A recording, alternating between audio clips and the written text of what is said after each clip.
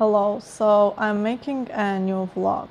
I had a vlog for 8 months, but I made a mistake. So I first made it as my main channel, and after a few videos I just realized that I'm not really ready to make videos, so I need to gather some knowledge first, and so I just converted this channel to my vlog, and I was just talking some random stuff because I just found that I enjoy doing it, and this is kind of my way to practice English. So anyway, finally I started making videos for my main channel, so I created another channel and made it a main channel.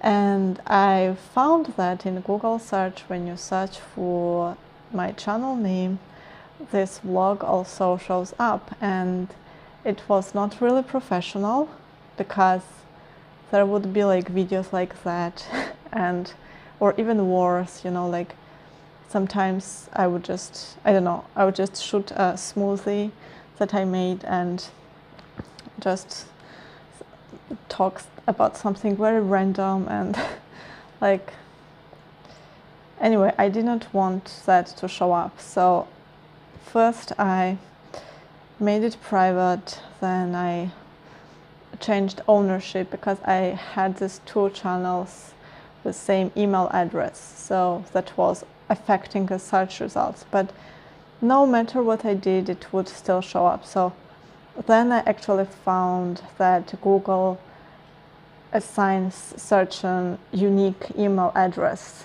that you never actually use. It's like ID, and this email address had this original channel name, so the main channel name, and so that's why no matter what would you do,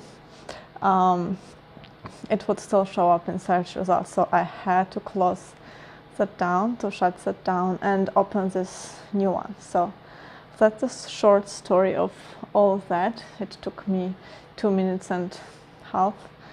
Anyway, so today is Saturday and I was reading this cinematography book that I got from library. It's called 5 C's of Cinematography, or of filmography? No, cinematography, yeah. 5 C's of cinematography. And so first C is camera angles.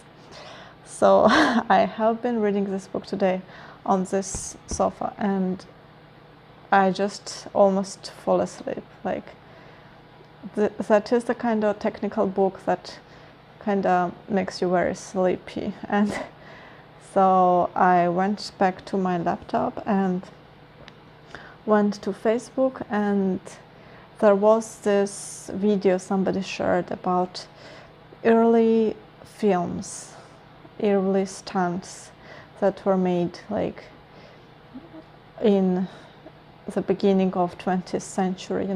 Everyone has seen this kind of shots, like people jumping on the train and doing some crazy stunts, and I mean they are doing it for real. It's not like effects or something like that. So, and this reminded of my favorite movie. It's The Fall by Tarsem. It was finished in 2006. So I decided to rewatch it. I watched it, I don't know, about 10 times already, probably, or less, but I haven't seen it for a few years and I kind of missed it. So I started watching it, and first I was really paying attention to the technical part because that's what I'm reading about. I read a book about editing, and now I'm reading this book about cinematography, and I have another book about cinematography that I'm reading. So I just was paying attention how the cuts are made and how like angles and long shots, close-ups, all the stuff. But soon I was once again so sucked up by leading actors, who is this little girl and this actor. And I totally forgot, and the story itself, so I totally forgot about these technical details. And every time I watch this film, this movie, I just cry. It's not that one place that I cry. There are several places that make me really emotional. And then I realized that the stories that come in my mind have similarities to this story. And I love this kind of stories of healing, and when somebody is sad and lonely and then they find this way that's not really how to say that, like they find this path of recovery somewhere that they shouldn't, that nobody would think that there was the path of recovery and healings. So I just realized that, hey, wait a minute, all my stories, not all my stories, but some of my stories have similarities. I mean, this is my favorite genre. And then after watching this film, so first, I mean, it's always when you watch some masterpiece, something is like really exciting or something, and it kind of makes you feel sad, and you just ask yourself, will you ever be able to make something this significant, you know? And I mean, wow. And so after I finished watching it, I went and I was able to find some interviews of directors and some stories, but unfortunately I couldn't really find anything about the writer. I mean, the writer talking about his work, and I was kind of frustrated. And the director and the actor and all the cast, I mean, they were more focused on visual part, okay, like not the story, I mean. And the director said that it's about how someone perceives the world. So what I got from the story was different from what the director got, and so that was kind of strange. And also what he said was that he was searching for locations for 17 years, and then for the little girl, the actress or actor, like he was not specific what gender, like both genders would work. So he was searching for that for 8 years. And then I realized so how much work and how much heart he put in it. And also he financed, like mostly he was financing this film. He said all the savings that I got for 41 years of my, I mean, he was 41, I think, when he started shooting. So, I mean, all the savings went to finance the movie, and then nobody wanted to take it. I mean, I think this movie is clearly underrated. I think it should have gotten an Academy nomination, at least, if not award, in different, how to say that, different categories. So yeah, I mean, this is very underrated movie. And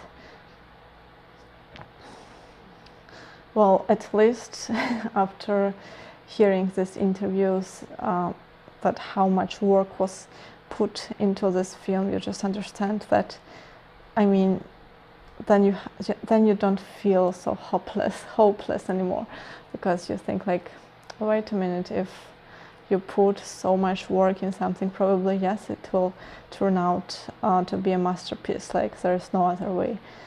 So in the end of the day, I think I don't want to be a filmmaker. I want to be an actress, and I want to be a storyteller. So, I mean, yes, he was searching for locations for 17 years, and it's shot in 20 different countries. And in one country, so they wanted the blue city, and there is this kind of city or town somewhere in the world where people are only allowed to paint their houses in blue. But when they arrived, these houses were faded. So they were painted long time ago. And what they did, they just gave people this paint for free so they could repaint the houses. And then in the film, it's like newly painted, so it's more blue than it actually was. And this kind of stuff, but for me, it's how actors actually handled it, okay, and what the story actually tells and what it's all about. That is more important for me. I mean, if this was shot, I'm sorry to saying this because I know that like it was very important for the director, but even if it was shot in one room, I think it would be still same effect on me because of the story and the actors. So yeah, that's what I just wanted to talk about in today's vlog. Okay, bye.